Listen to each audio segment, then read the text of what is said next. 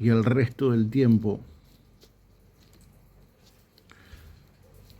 lo utilizo para dar 1 hora mensajes motivacionales y el resto del tiempo para comer y dormir.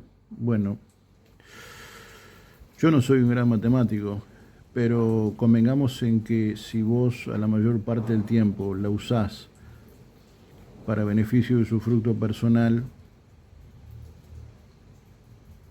eso para mí tiene mucho que decir. Mucho que decir. Y yo me temo que esto me hace mucho acuerdo, ¿no? Disculpen que me meta en cosas que no van, pero es que todo va con todo. Yo, gracias a Dios, Dios siempre me mantuvo ajeno a ese tipo de cosas.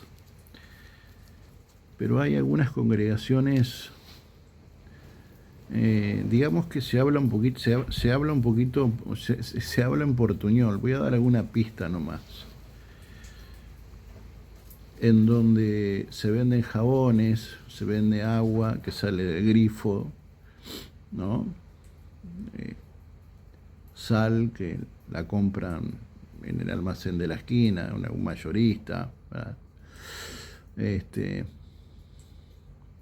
En donde tenés 45 minutos de palabra y en donde tenés una administración de la ofrenda de 1 hora y media, en donde vos vas haciendo un llamado por cifra a ofrendar. Vos decime en qué parte de la escritura vistes a Joshua llevar adelante una reunión así. Varón, pero es importante el dinero, porque decime en qué parte vos ves a Jesús llevar adelante medianamente una reunión así. Es más, cuando le tocó al recaudador de impuestos, fíjate vos qué contraposición, ¿no? Pero cuando el Señor asiste a la casa de Mateo, el recaudador de impuestos, le dice, bueno, pero si en algo yo he caído en algún desfalco, si yo le he robado algo a alguien, si yo he hecho algún mal, si yo he usurpado el bien de alguien, se lo doy por multiplicado. O sea, él daba dinero.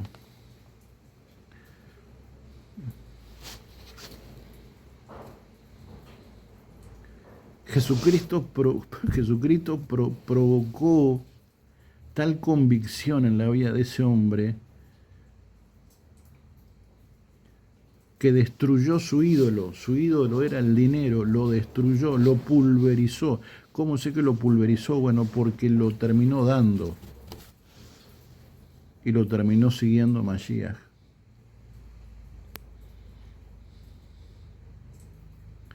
Y hoy tenemos cultos que son charlas motivacionales con un enorme acento en los diezmos, en las ofrendas.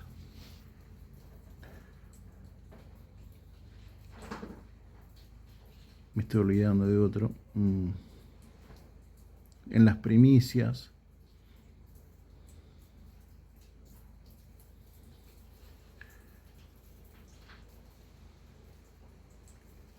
Ni que hablar los objetivos que las iglesias individualmente puedan trazarse muy loables, y para eso también se apela aparte de todo, se sigue apelando al bolsillo de los hermanos. Y queremos presencia de Dios. Queremos cargar presencia. Queremos evidencia de presencia. Bueno, siendo un liderazgo a lo Abinadab es muy complejo. Y el problema es que tuvimos muchos pastores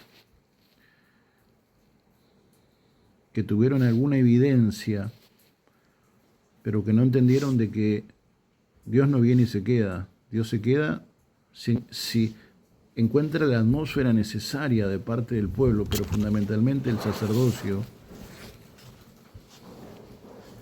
para que Él decida quedarse. Y para que Él decida quedarse, Él tiene que ser adorado. Y Él es adorado como Él entiende, y Él quiere ser adorado, no como a mí me parece. Porque cuando pasan esas cosas, y algo pasa,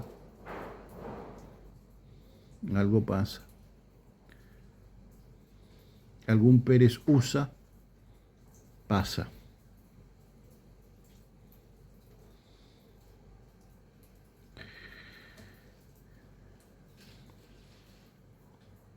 ¿Por qué no hubo presencia de Dios? ¿Por qué no hubo manifestación de presencia de Dios en el sacerdocio de Abinadab?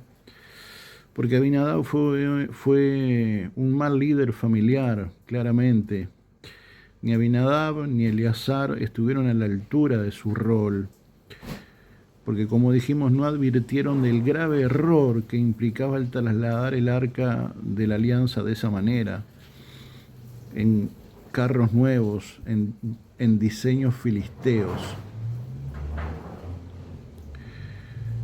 No tuvieron en cuenta que el trasladarla de esa manera era de manera inequívoca. No reconocer de que más tarde o más temprano iba a aparecer un Pérez USA. Como pasó, y por eso David termina llamando a ese lugar Pérez USA.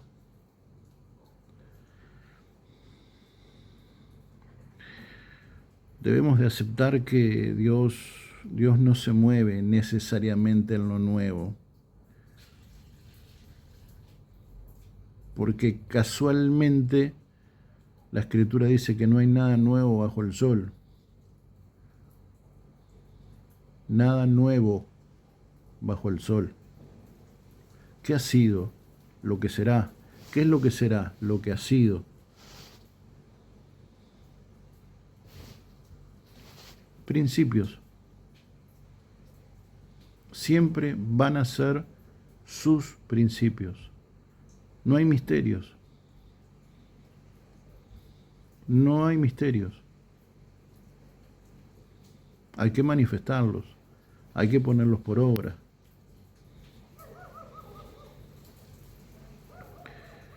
Dios no se mueve por lo más nuevo, ni por lo más lindo, ni por el más talentoso, ni por el más fuerte, ni por el más experiente, o por el que a mí me parece que es mejor. Debo de entender y asumir de una vez que Dios se mueve, sí, solo sí, por sus principios. El arca debía de ser llevada por hombres santos y no por medio de diseños humanos, con apariencia de mejor, más lindo, más caro y por tanto de falsa piedad.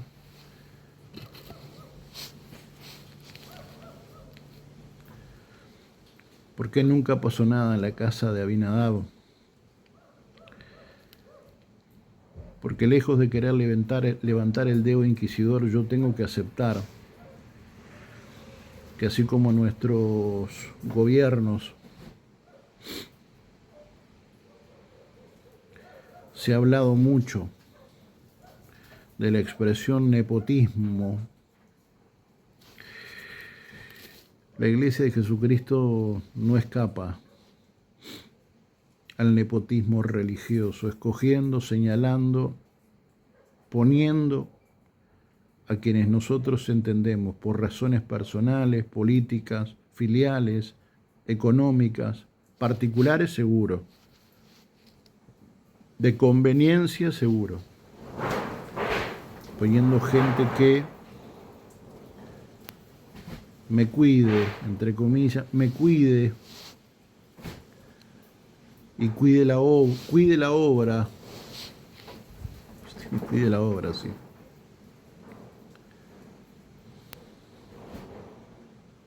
En vano vela la guardia, dice la Escritura. Si Jehová no está cuidando, en vano vela la guardia. Así que pongan al que quieran. Si Dios no está, es cantidad de gente, nada más que eso. Puro humo.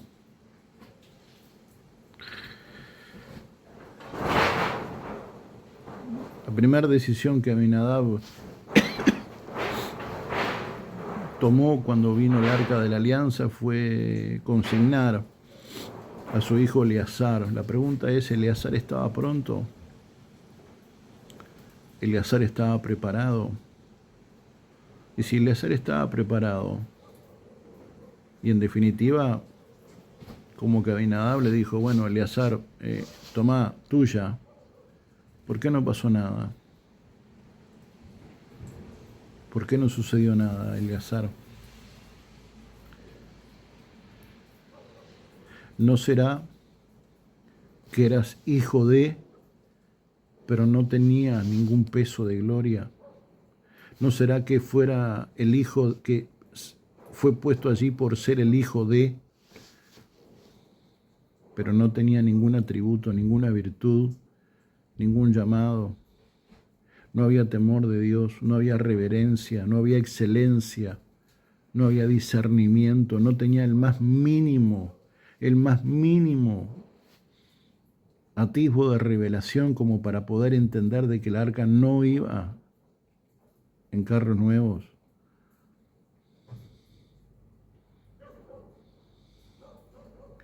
Algo que para un levita debió de ser básico, pero ni lo básico cumple este liderazgo de ahora.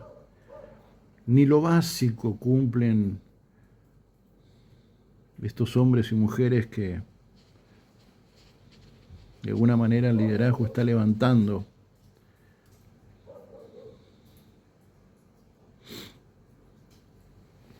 Incurriendo a mi humilde entender y sin ningún ánimo de ser irrespetuoso. Lo que pasa es que yo tengo que llamar a las cosas por su nombre. Y yo a esto le llamo nepotismo religioso.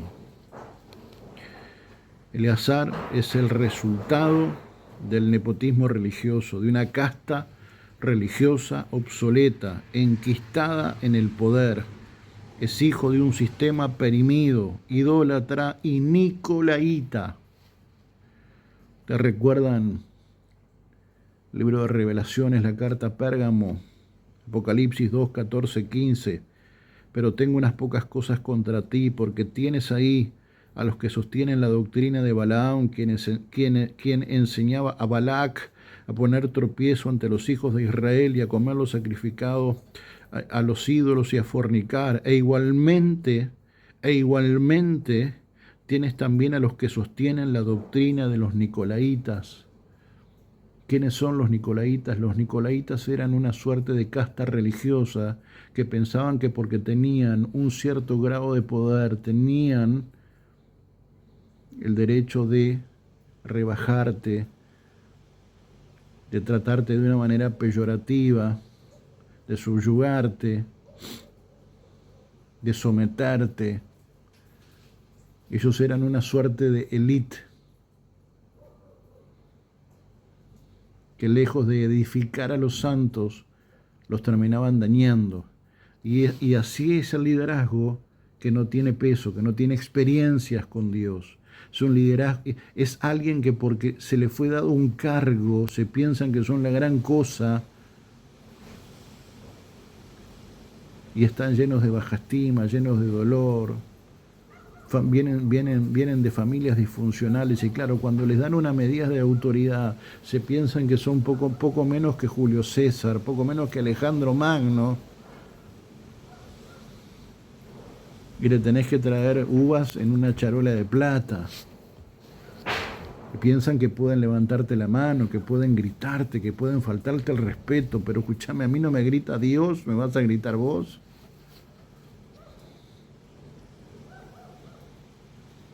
Dios me respeta, ¿no me vas a respetar vos?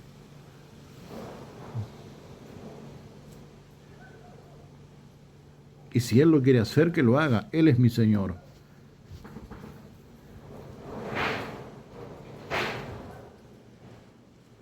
Pero que yo tenga que soportar a un imberbe,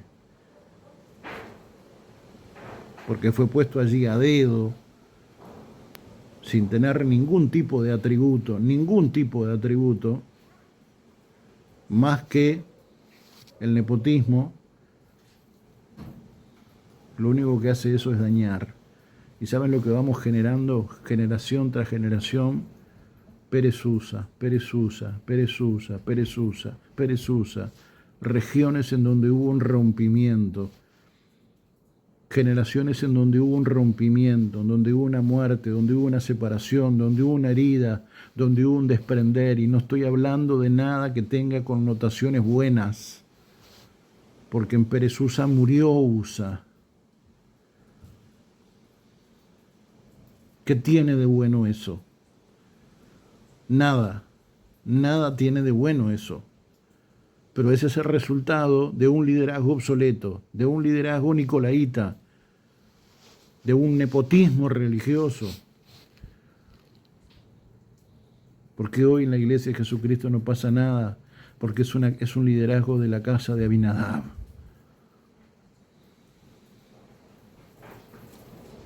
En donde no hay revelación, no hay iluminación, no hay temor de Dios, no hay reverencia, no hay adoración, no hay alabanza. Y todavía escogemos al liderazgo, al nuevo liderazgo a partir de los vínculos familiares, políticos, económicos, claramente convenientes, pero no los señalados por Dios.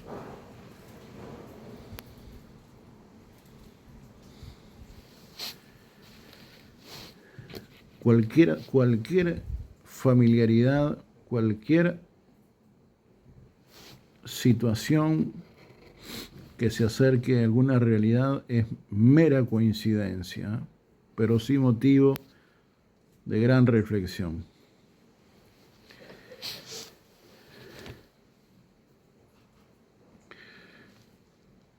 Dice la Escritura que Dios busca adoradores que le adoren en espíritu y en verdad, no cualquier adorador. El adorador es el resultado de una intimidad. El adorador es el resultado de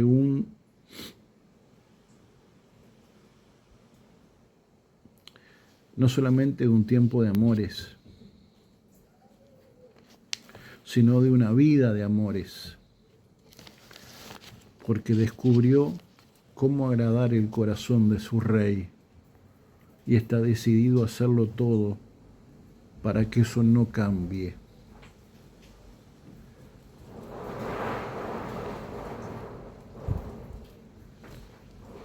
¿Por qué digo esto? Porque Eleazar, que uno asume por transitiva, que era un levita, al cual uno de sus roles era el funcionar como un trovador, meterse en el corazón de Dios y poder, desde el instrumento de tu vida, interpretar de tal manera que agrade al corazón y al oído de tu Dios, y que Dios decida quedarse en ese lugar, reposar en ese lugar, porque le gusta lo que está escuchando, le gusta lo que está viendo, le gusta lo que está olfateando. Dios decide quedarse en lugares en donde Él se siente cómodo, en donde sus principios son respetados, en donde su presencia es respetada. Pero ¿cómo respetar su presencia cuando no respetamos sus principios? Dios se queda en lugares en donde Él recibe la adoración que Él quiere recibir, y cuando encuentra un hombre o una mujer que se interpreta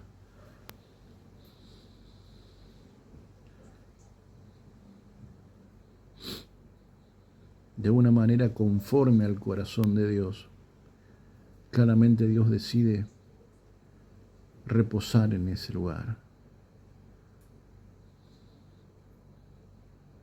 morar en ese lugar.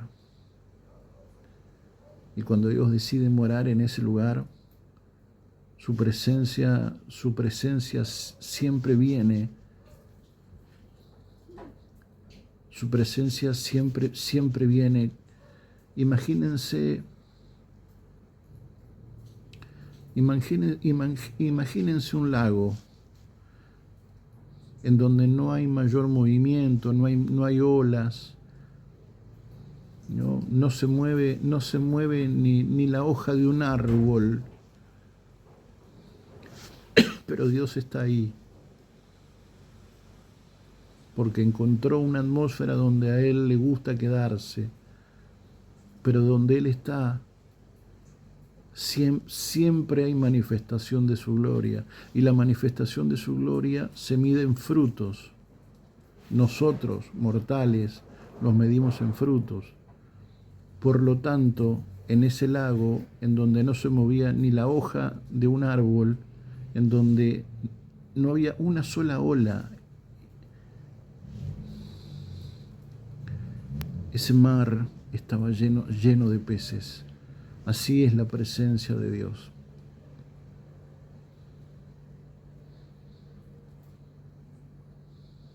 Así es la presencia de Dios.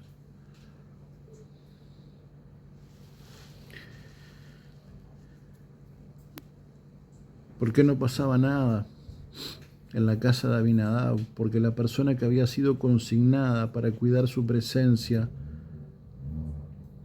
para adorar su presencia, para entronar la presencia de Dios, para adorar la presencia de Dios, nos encontramos con que Eleazar no era ni funcionaba en lo más mínimo como un adorador. Eleazar estaba asignado para cuidar el mueble, para transportarlo, para vigilarlo, pero no tenía la iluminación de que la presencia de Dios debe de ser adorada. La presencia de Dios debe de ser adorada.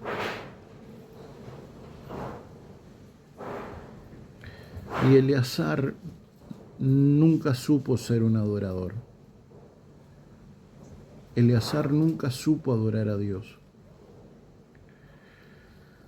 Juan 4:23 dice, pero viene una hora, y ahora es, que cuando los verdaderos adoradores adorarán al Padre en espíritu y en verdad, porque también el Padre quiere que lo adoren. El Padre quiere, el Padre quiere, el Padre quiere que le adoren tales adoradores.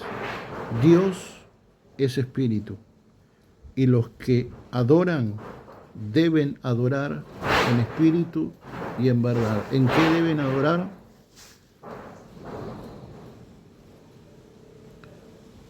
En una condición de la cual la iglesia adolece, en espíritu y en verdad. No, pero nosotros tenemos toda una serie de elementos y tenemos instrumentos. No, está bien, eso está bárbaro. Lo que pasa es que vos a todo eso que tenés que sumarle, por no decir, tenés que fundamentar todo lo que tenés en que lo que vayas a hacer sea en espíritu y en verdad. Todo lo que vos tenés, pero yo no tengo mucho, varón, la verdad, mira, tengo un par de ollas viejas, tengo una guitarra que le faltan cuerdas, mira, ¿lo haces en espíritu y en verdad? Sí, varón, lo hago, alcanza y sobra. No, varón, yo tengo los mejores instrumentos, es más, forma parte del coro de nuestra congregación, miembros de la sinfónica, miembros de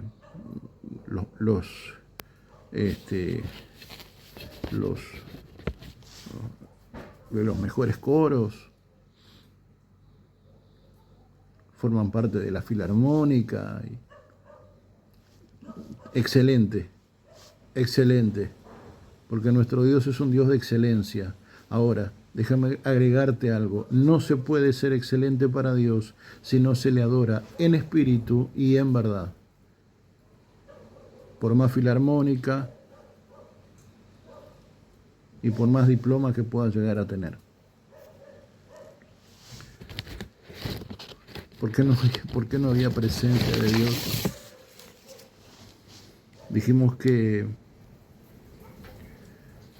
a veces a los líderes no se les conoce tanto por su condición, sino por la condición de aquellos que la rodean. Y en este caso vuelvo a insistir, de Abinadab no hay mucha cosa, pero tal vez de los hijos podemos llegar a rescatar cosas sustantivas y poder descubrir juntos por qué no había presencia en la casa de Abinadab. No la hubo durante 20 años.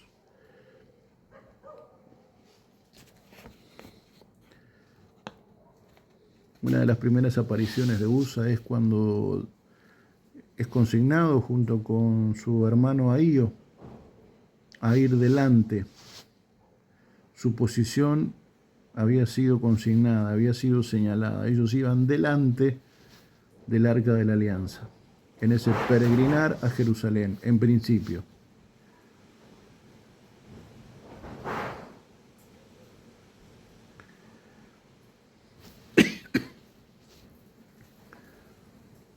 Eso es lo que dice la Escritura. Un versículo más adelante dice, y Ahío iba adelante. La pregunta es, si un versículo antes dice, Usa y Ahío iban delante, y un versículo después dice, y Ahío iba adelante, mi pregunta sería, ¿dónde estaba Usa? ¿Dónde estaba ese líder que tenía que ocupar ese lugar? No el que Usa quería, el lugar que le había sido consignado,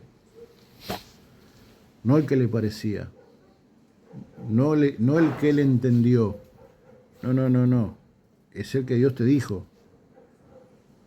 No, pero lo que pasa es que faltaba gente para la olla, faltaba gente para entregar ropa, faltaba gente. ¿Dónde Dios te dijo que tenés que estar?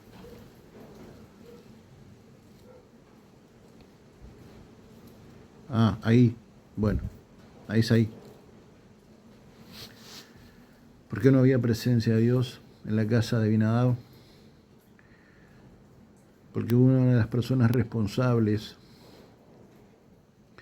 de guiar el arca del pacto, de ir delante, de ir abriendo camino,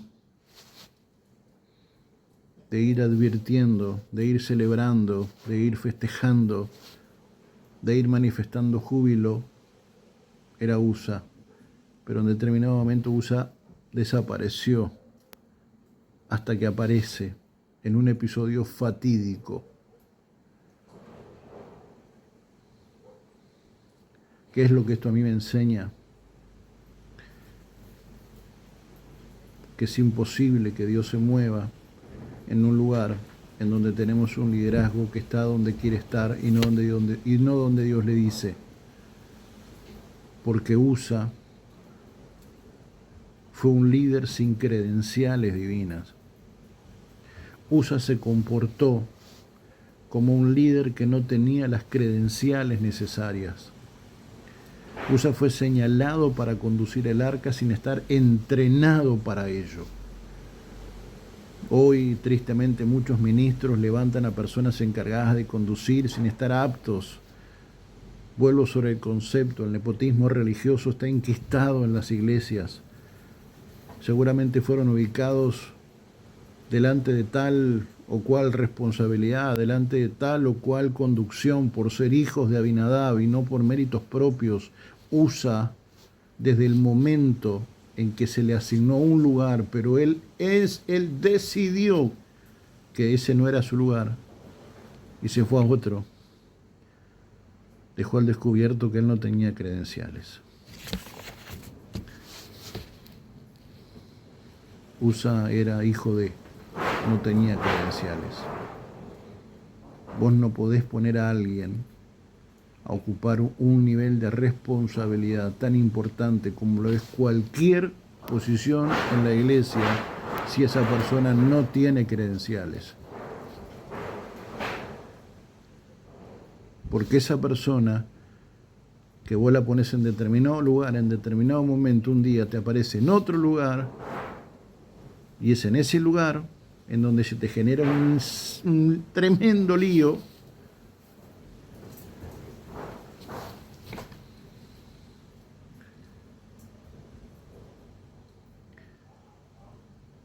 porque esa persona estuvo donde no debió de estar nunca.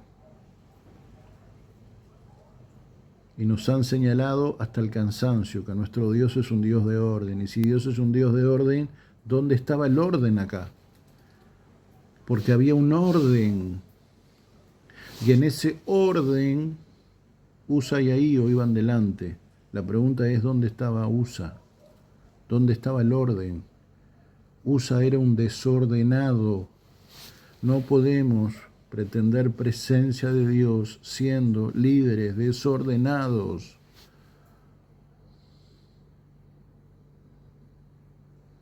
Desde las cosas más elementales. Yo siempre digo lo mismo. ¿Querés saber si realmente sos ordenado o desordenado? Mirá tu mesa de luz. Mirá tu ropero. Mirá tu mochila. Mirá tu cartera. Mirá tu escritorio. Mirá tu vida.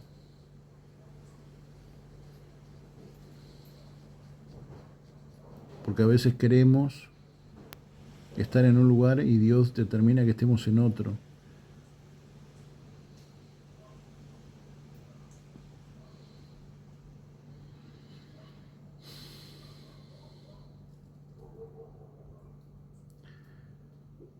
Usa es el claro líder que no sabe cuál es su lugar. O peor aún, no le interesa y por tanto no lo respeta. Pero no es que no me respete a mí, porque no se trata de mi organización. Porque cualquier CEO, cualquier director,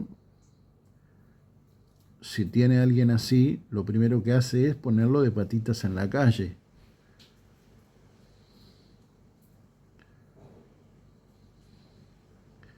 Pero en la iglesia a veces los mortales no nos conducimos así. No cuando tenemos vínculos. Cuando tenemos vínculos, tenemos una paciencia demasiado exacerbada.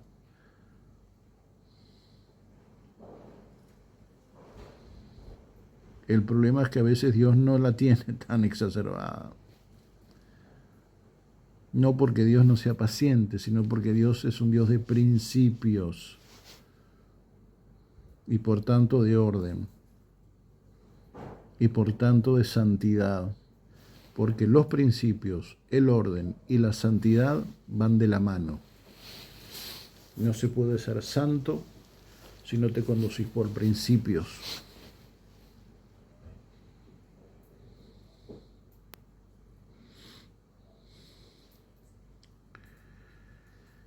Usa era un líder que no sabía cuál era su lugar, o lisa y llanamente no le importaba y por tanto no lo respetaba. La escritura señala, lo dijimos hace minutos, que Usa fue consignado, fue designado para ocupar una posición, un rol a la hora de llevar la presencia. Y esa era delante del arca junto a su hermano Ahío. Segunda Samuel, capítulo 6, versículo 3 al 7. Esta es una versión Reina Valera 1995. Dijimos, segundo libro de Samuel, capítulo 6, versículo 3. La escritura dice así: pusieron el arca de Dios sobre un carro nuevo, diseño filisteo, y se la llevaron de la casa de Abinadab. Nadie dijo nada, nadie dijo absolutamente nada. ¿Dónde estaba el sacerdocio levítico? ¿Dónde estaba la revelación? ¿Dónde estaba, por el amor a Dios, alguien que le dijera a David algo? No hubo nadie. No hubo nadie.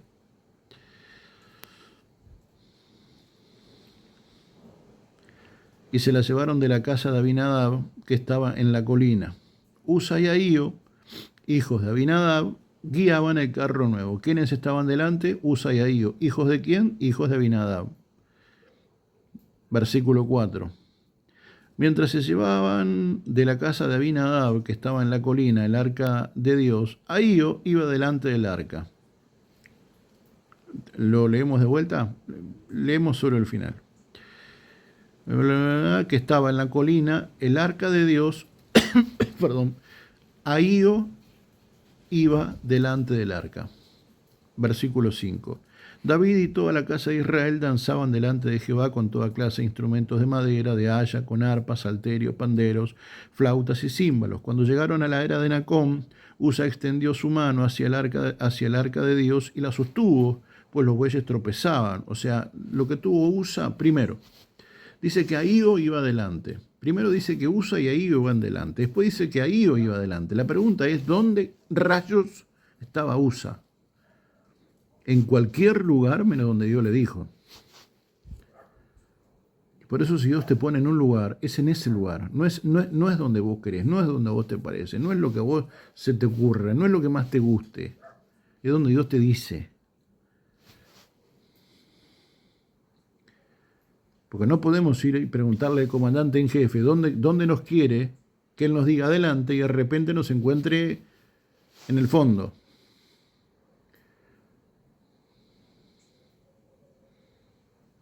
Porque va a venir el comandante, te va a decir, ¿qué haces acá?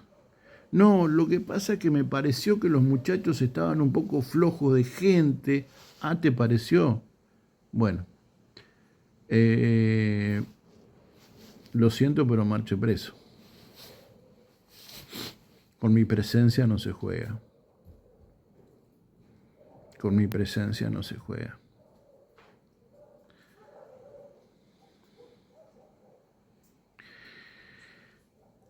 Versículo 6. Cuando llegaron a la era de Nacón, Usa extendió su mano hacia el arca de Dios y la sostuvo, pues los bueyes tropezaban. 7. Entonces el furor de Jehová se encendió contra Usa. Allí mismo lo hirió Dios por aquella temeridad y cayó allí muerto junto al arca de Dios. Hagamos un rápido repaso. Usa y Ahío iban delante. De repente Ahío quedó solo adelante. El desarrollo avanza. El peregrinar avanza y nos encontramos con que Dios llama la atención. Y ese llamar la atención no es de buena manera. Hace tropezar el arca. Evidentemente Usa estaba lo suficientemente cerca del arca como para poder extender su mano y llegar a alcanzarla. No estaba lejos, porque si no, no hubiera llegado nunca. Estaba cerca. Pero cerca no significa estar en el lugar. Cerca significa estar cerca. Pero cuando Dios te ubica, no te ubica cerca, te ubica en un lugar. Una cosa es el lugar y otra cosa es cerca. Dios no te quiere cerca, Dios te quiere en el lugar. Varón, ¿cuál es la diferencia? Bueno, la diferencia es la muerte. Porque no estás cargando un cajón, un camión de cervezas. No estás cargando un camión de aceitunas. Estás cargando la presencia de Dios. O alguien se piensa que está cargando un cajón de helados.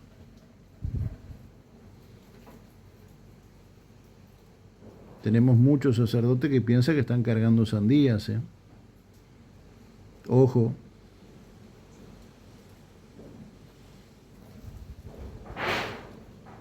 Usa estaba cerca. Lo suficientemente cerca como para poder estirarse y alcanzar la presencia. Pero cerca no es el lugar donde Dios te quiere. Dios no te quiere cerca. Dios te quiere en el lugar correcto. No dónde está tu amigo, dónde está tu amiga, dónde vos mejor podés posicionarte, dónde podés sacar mejor rédito, dónde podés escalar más rápido.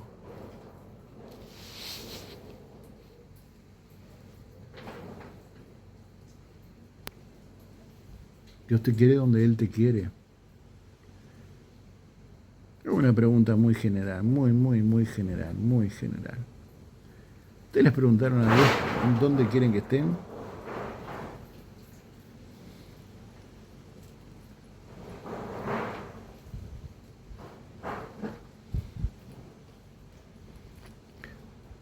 si realmente se los dijo y tienen la respuesta, no pueden menos que darlo todo y estar en donde tienen que estar y ser adoradores en espíritu y en verdad. Y de esa manera contribuir para generar una atmósfera para que Dios decida quedarse, morar, reposar en ese lugar. Porque es cierto, la chispa siempre se enciende con uno, pero después se va contagiando. Y así como en el plano físico, en aquel entonces, que una sola persona cargara el arca del pacto era imposible,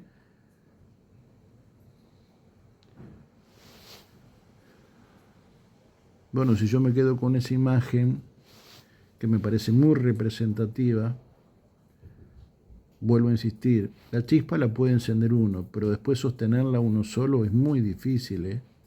Se necesita de un equipo. ¿Por qué pensás que Dios consiguió a los 12? Para que después venga un colombiano y diga, G12, pólvora, descubrimos la pólvora, el último diseño del cielo, el G12.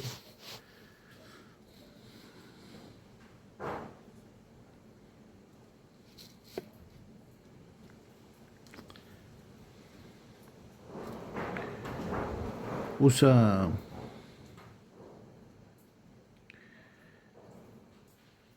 fue un líder que no supo cuál era su lugar.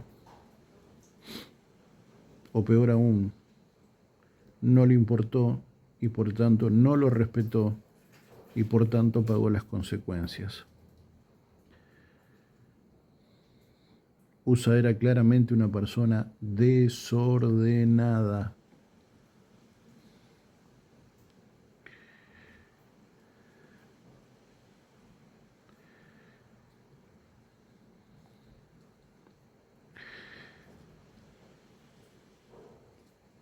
¿Por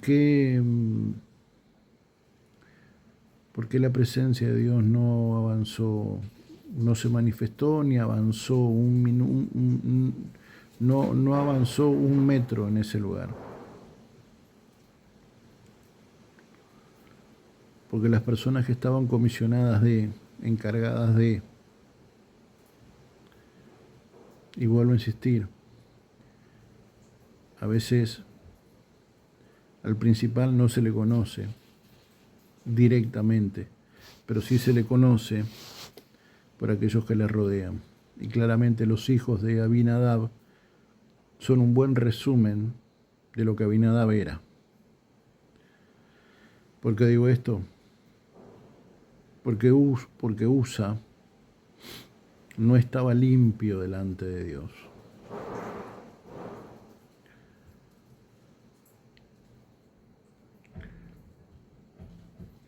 Usa no estaba limpio delante de Dios.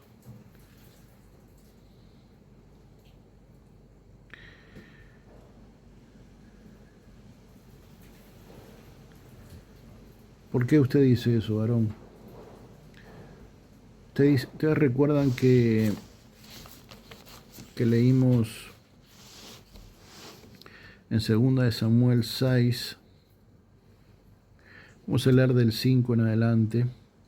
David y todas las casas de Israel danzaba delante de Jehová con toda clase de instrumentos de madera, de haya, con arpas, salterios, panderos, flautas y címbalos. 6:6. Pero cuando llegaron a la era de Nacón, Usa extendió su mano hacia el arca de Dios y la sostuvo, pues los bueyes tropezaban. Mirá lo que dice esta traducción al lenguaje actual. Cuando llegaron a un lugar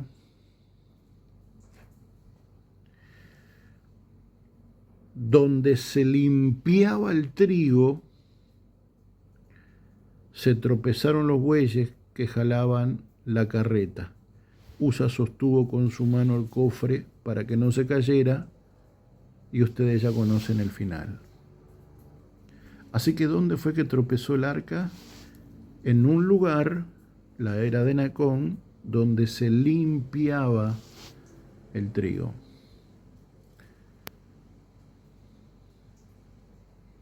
Usa no estaba limpio delante de Dios. Usa tenía reservas.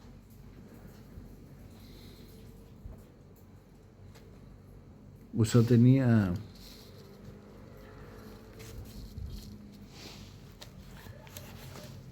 cuestiones que charlar con su rey. Cosas como todos, ¿eh?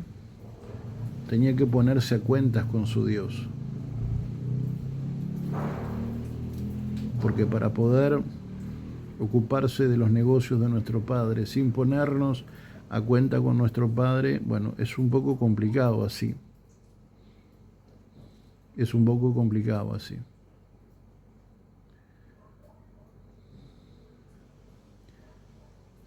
Por eso vuelvo a insistir, Usa no estaba limpio. Y hay mucho liderazgo que no está limpio. Lleno de buenas intenciones, pero no está limpio. Necesitamos ponernos a cuentas con Dios. Porque eso mismo es lo que luego nos lleva, nos seduce y nos argumenta de estar en donde no debemos de estar y de hacer lo que no debemos de hacer. Porque en ningún momento tuvimos la valentía, el decoro y el temor de Dios de ponernos a cuentas con Él para que Él nos ayude, porque Él es nuestro ayudador, y poder estar a la altura de sus expectativas. Así que ¿dónde tropezó el arca? ¿Dónde Dios se manifestó? En un lugar en donde el trigo era limpiado. En un lugar en donde el trigo era limpiado.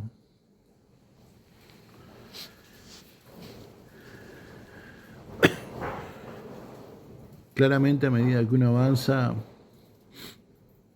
y va haciendo una descripción de rasgos de estos personajes, y en este caso de Usa, uno se va aventurando un poco más y termina decantando en conclusiones como que Usa fue un líder que no tenía genuinamente temor a Jehová. Segunda de Samuel, versículo 6, Segunda de Samuel, capítulo 6, versículos 6-7. Sé que vuelvo a insistir. Esta vez es una Reina Valera 995. Cuando llegaron a la era de Nacón, ¿no? Dijimos en la traducción al lenguaje actual, a un lugar donde se limpiaba el trigo, Usa extendió su mano hacia el arca de Dios y la sostuvo, pues los bueyes tropezaban. Entonces el furor de Jehová se entendió contra Usa. Allí mismo lo hirió Dios por aquella temeridad y cayó allí muerto junto al arca de Dios. Evidentemente, en su muy magro liderazgo, en su muy magro sacerdocio, en su muy magro enseñar,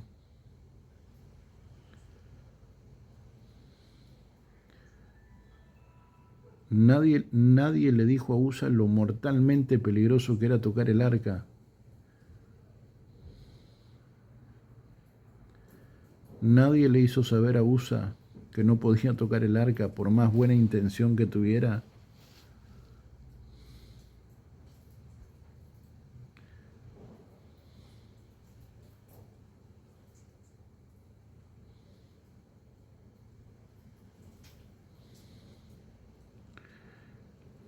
Yo entiendo que hay excepciones en donde, por ejemplo, nos encontramos un David comiendo de los panes de la propiciación, cuando él no era un sacerdote. Puedo entenderlo. Puedo entender que Dios haga sus excepciones. Puedo entender que Dios haga lo que Dios quiera hacer.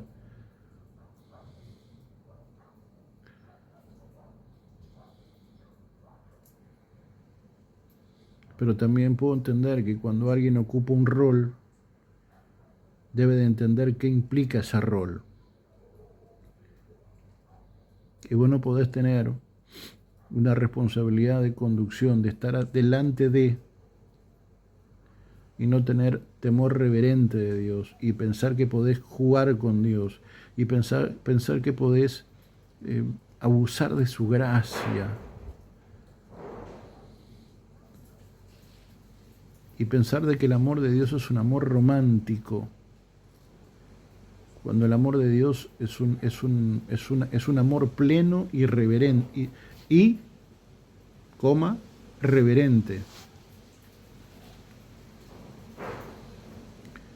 Pero el amor de Dios es un amor pleno, es un amor puro, es un amor que lo llena todo en todo. Es como el agua. Si hay un huequito, por allí se mete. Así es el amor de Dios.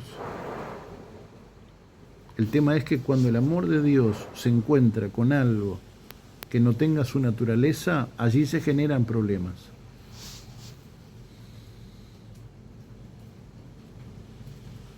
Por eso Dios tenía que limpiar a Usa. Por eso el arca tropezó en un lugar en donde el trigo estaba siendo limpiado. Usa necesitaba ser limpiado. Y hoy tenemos liderazgo que necesita ser limpiado.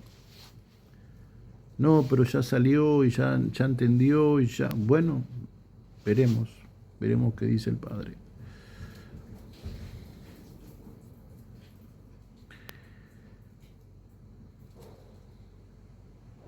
Abinadab nunca le enseñó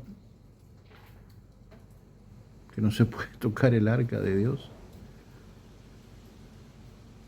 El propio Moisés le dice: Señor, si tu presencia no va conmigo, yo no voy a ir a ningún lado. Bueno, está bien, pero quiero pedirte algo más, Señor, quiero ver tu gloria. No, y Dios lo sube a esa peña, lo esconde, hace pasar todo su bien y pronuncia su nombre. Y le dice: mira, nadie puede ver el rostro de Dios y vivir. Dios es santo, santo, santo. Y claramente Usa no manejaba esos niveles de santidad.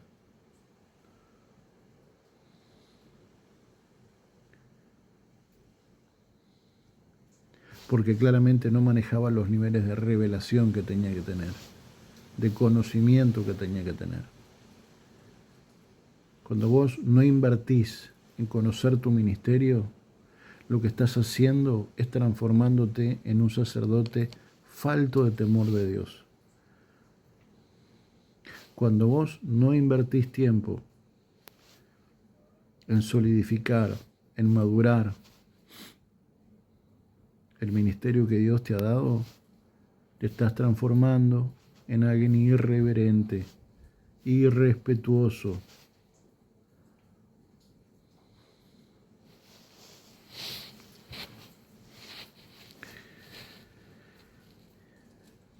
Y el último detalle, al menos por hoy, ya llevamos casi 2 horas.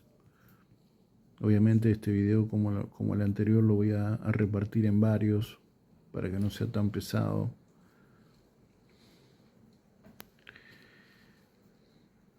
Pero me encontré en varios diccionarios con que el nombre Usa significa fuerza. Y además está decir de que la presencia de Dios no se manifiesta por medio ni a través de mi fuerza. Dios se mueve por revelación y por revelación de sus diseños divinos por medio del Espíritu Santo. Primera de Samuel, capítulo 17, versículos 46 y 47. David le contestó: tú vienes contra mí con espada, lanza y jabalina. Este clásico mojón en la vida de David, en donde se enfrenta al filisteo incircunciso. Pero yo vengo contra ti en el nombre del Señor Todopoderoso, el Dios de los ejércitos de Israel, a los que has desafiado. Hoy mismo el Señor te entregará en mis manos, y yo te mataré y te cortaré la cabeza. Hoy mismo echaré los cadáveres del ejército filisteo a las aves del cielo y a las fieras del campo, y todo el mundo sabrá que hay un Dios en Israel.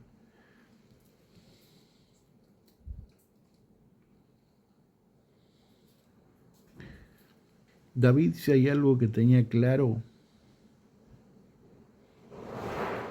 es que sus fuerzas para alcanzar los objetivos eternos no servían de nada.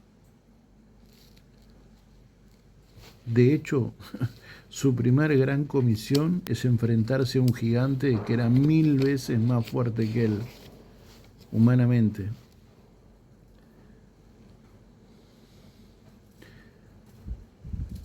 Ni Saúl, ni Jonatán, ni los hermanos de David, ninguno salió a hacerle frente al filisteo, al paladín.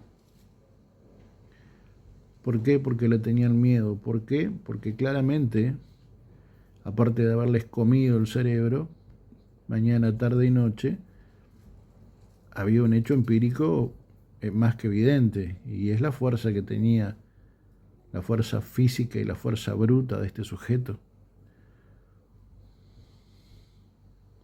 Y claro, cuando se suma el asedio constante del pensamiento, más el hecho irrefutable de lo que mis sentidos me muestran, se juntan ambos y se termina transformando en una realidad, en un principio, en un paradigma.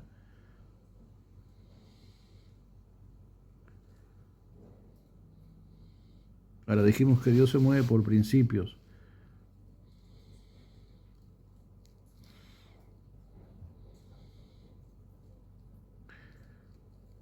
Y uno de los principios de Dios es el que David manifestó. No es con fuerza, no es con espada, no es con jabalina, sino que es con el Espíritu Santo.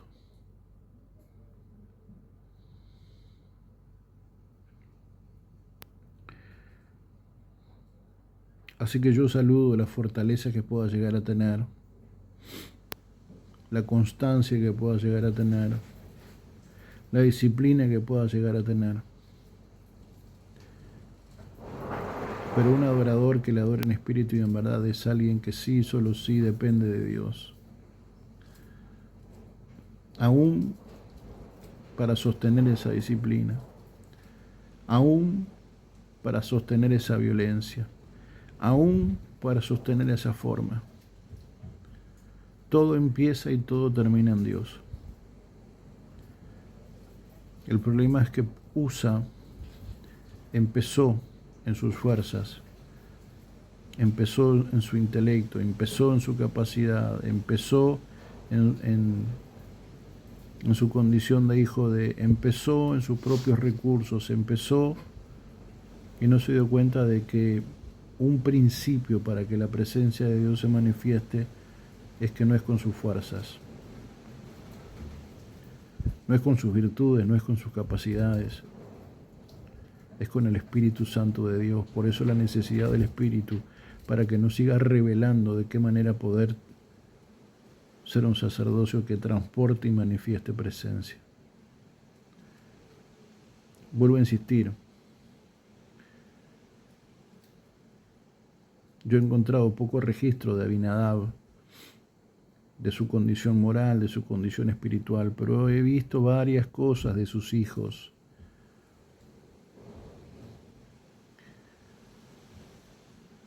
Y como hemos dicho ya hace casi 2 horas, dime con quién andas y te diré quién eres. Todo lo que sube baja. Por lo tanto, aunque de Abinadab no se diga mucho, de los hijos de Abinadab se ha visto bastante. Y el problema para Abinadab es que aunque de manera indirecta dejan en evidencia la muy magra condición espiritual de Abinadab, y por tanto de sus hijos, y por tanto de su sacerdocio, y por tanto la presencia estuvo 20 años en su casa sin que pasara absolutamente nada. Yo quiero hoy que nos podamos cuestionar juntos qué tipo de sacerdocio queremos ser, qué tipo de levitas queremos ser, levitas tipo Abinadab o levitas tipo Obededom, porque de Obededom también vamos a hablar. De Obededom también ocuparemos algún tiempo, porque claramente virtud tuvo Obededom para que en tan solo 3 meses Dios manifestara milagros, señales, prodigios, y le fuera a David por señal, para que luego de que se la revelara cómo se le adoraba al Padre en el cielo, y él lo replicara acá en la tierra, estableciendo el tabernáculo de David,